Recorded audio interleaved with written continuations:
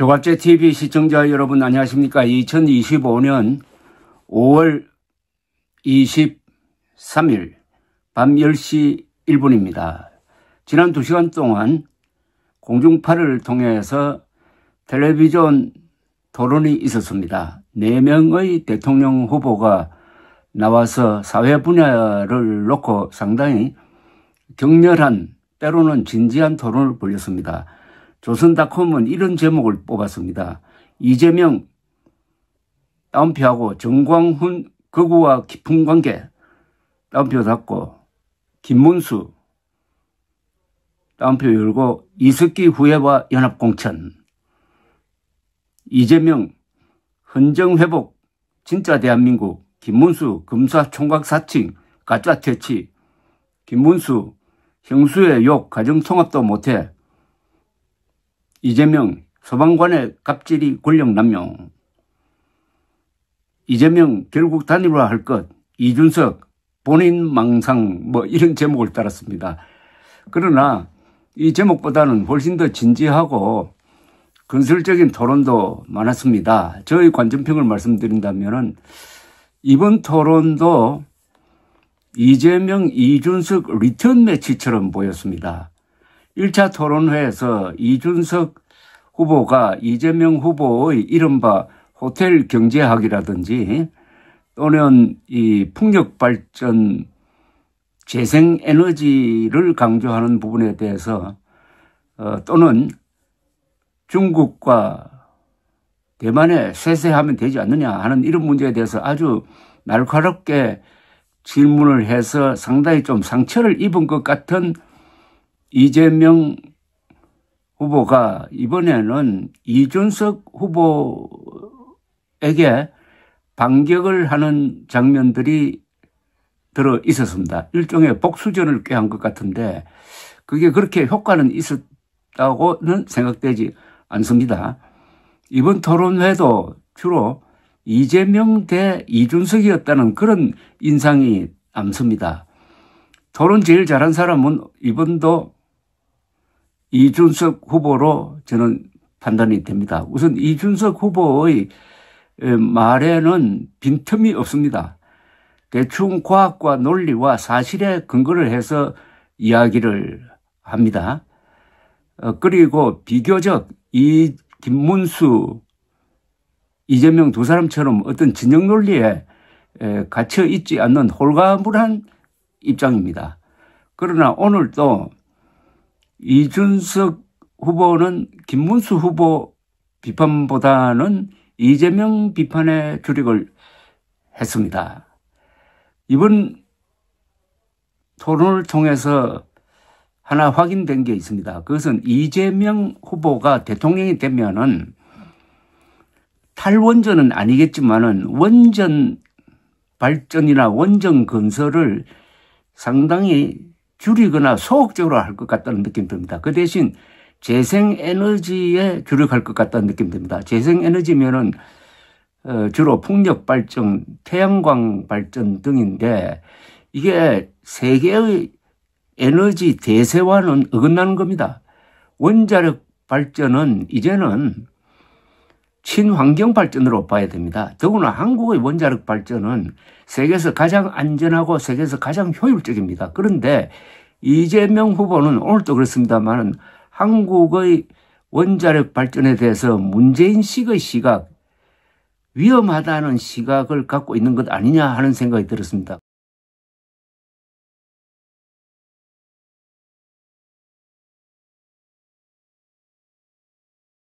그래서 이준석 후보가 아주 날카롭게 지적을 했습니다. 대한민국 대통령이 그런 식으로 자국의 원자력 발전에 대해서 불신하는 것 같이 보이면은 어떻게 원전 세일제를 하겠느냐라고 지적하는 장면이 오늘 명장면 중에 하나였습니다. 그리고 초장에는 김문수 후보의 부정선거 음모론과 관련된 태도에 대해서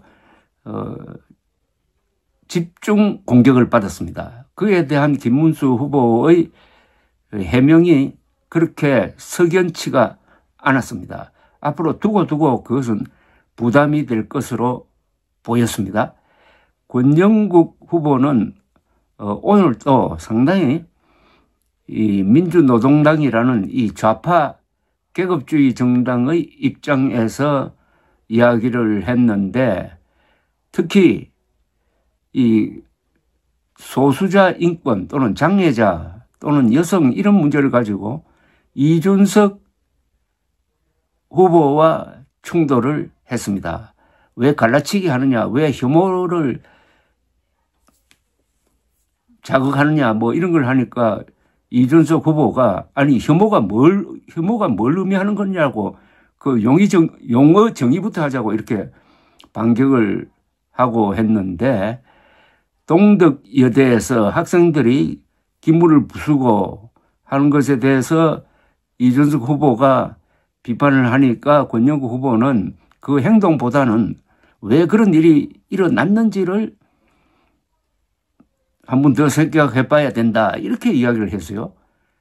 그러니까 이준석 후보가 아니 행동을 보고 그 행동이 불법이면 그걸 비판해야 되는 것 아니냐 하는 취지로 이야기를 했습니다. 그리고 오늘 환경 문제, 기후 문제가 많이 논의되었는데 이준석 후보는 천성산, 지금 오래된 이야기처럼 들립니다만은 천성산의 도롱뇽을 보호를 하기 위해서 어떤 스님이 단식한다고 해가지고 그 천성산 터널 통과 공사가 늦어졌는데 그게 무슨 환경보호였느냐라고 지적을 하니까 옛날 생각이 났습니다.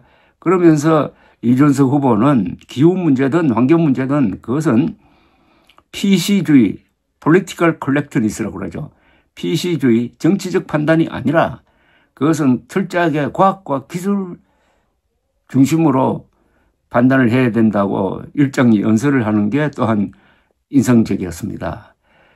김문수 후보는 이재명 후보를 아주 직설적으로 비판을 했습니다. 특히 이재명 후보의 형수 욕설 그리고 부인의 문제, 부인의 법인카드 사용 문제까지 들춰내가지고 공격을 하고 여기에 대해서 이재명 후보는 하나하나 반격하지 않고 자신에 대한 어떤 부정의 증거가 있느냐라고 이렇게 문제를 축소시켜서 반격을 하는 모습이 또한 인상적이었습니다. 이준석 후보에 대해서는 이재명 후보가 이 단일화에 대해서 상당히 의도적으로 물었습니다. 결국 김문수 국민의힘 후보와 단일화할 것이라고 예상한다. 그 말은 단일화하지 말라는 뜻이겠죠. 이에 대해서 이준석 후보는 본인의 망상 속에서 계속 단일화만 두려운 것이라고 맞받았습니다. 이재명 후보는 결국 저는 이준석 후보께서 내란 세력인 김문수 후보와 단일화할 것이라고 예상을 개인적으로 한다.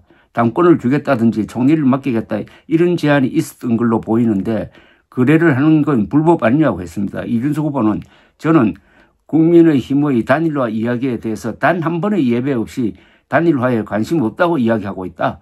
이재명 후보는 그냥 본인의 망상 속에서 계속 그것만 두려운 것이라고 받았습니다. 이어서 그래서 이런 아주 중요한 정책을 물어봐야 되는 자리에서 자기 궁금증 해소하러 나온 것이라며 이재명 후보가 굉장히 편협한 시각을 갖고 있다는 확신을 국민에게 줄 것이라고 본다고 했습니다. 이재명 후보는 그렇게 설명하시면 된다라며 단일화 문제에 대해서는 나중에 결국은 나올 것이다. 그때 가서 보기로 하겠다. 이렇게 이야기를 했습니다.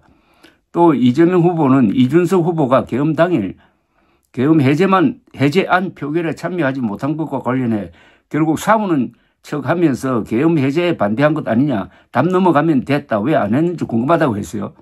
여기에 대해서 이준석 후보는 결국 이재명 후보가 음모론적이고 세상을 참 삐딱하게 보는 것을 다시 한 번 증명하고 있다고 했습니다. 그는 귀당 의원들에게 물어보면 안다. 저는 귀당 의원들과 계속 소통하고 있었다. 제가 170명 가까이 들어갔다는 것을 보고 안심해서 그러면 저는 밖에서 여기 진입하지 못하게 하는 것이 부당하다고 항의하겠다고 이야기하고 밖에 있었던 거다라고 했습니다. 그러면서 민주당에도 진입하지 못한 의원이 있는 것으로 안다. 이재명 후보 논리대로라면 그분들도 계엄을 막을 의사가 없었던 거냐. 우리 당 의원 보는 시각과 다른 당 의원 보는 시각 다르기 때문에 이재명 후보가 갈라치게 하고 우리 편 아니면 다 적이라고 한다는 이야기를 듣는 거다라고 했습니다. 김문수 후보는 이재명 후보가 부산에서 흉기 피습을 당해가지고 부산대 병원에서 치료를 받지 않고 서울대병원으로 헬기로 옮긴 것에 대해서 집요하게 물었습니다. 김문수 후보는 부산대병원 권역외상센터가 전국 최고 등급의 외상센터라면서 부산대병원을 이용 안 하고 서울대병원으로 옮겼다. 이 과정에서 헬기를 타서 황제 헬기 아니냐는 지적이 나왔다고 했습니다. 이 후보는 해명할 수 있는 기회를 줘서 고맙다면서 성남의료원은 아마 혈관 수술을 할 수 있는 인력이 없는 것으로 안다. 일단 우리 가족들이 장기간 입원을 해야 하기 때문에 서울 근처로 하면 좋겠다고 했고 의료진이 그러면 서울대로 후송하는 게 좋겠다고 판단해서 그렇게 했다고 한다. 저는 다치고 누워있을 때라 정확히 모른다고 했습니다. 이에 김 후보는 부산대병원 참 좋은 병원인데 이 후보가 헬기 타고 간다고 하니까 그 지역 의료인들이 허탈하고 굉장한 모욕을 느꼈다고 했습니다. 이 후보는 부산 시민들이나 부산 의료진들이 느꼈을 박탈감, 소외감에 대해서는 아쉽고 죄송스럽게 생각한다. 그러나 가족들이 가까이서 간호를 하고 싶다고 의견을 냈다고 한다. 의료진들이 가족들의 요구도 있고 서울대병원으로 후송하는 게 낫겠다고 판단을 했다고 하니까 이해를 해줬으면 좋겠다고 했습니다. 이재명 후보는 오늘 또 상당히 신중한 발언 자세를 보여주었습니다. 자신이 대통령이 될 가능성이 매우 높다는 것을 의식하고 발언을 미리 조심하는 것 같았습니다. 책임질 수 없는 말은 하지 않겠다는 그런 자세가 보였습니다. 그러니까 수세적인 것 같지만은 또한 안정적으로 보인 면도 있을 것이라고 생각합니다. 감사합니다.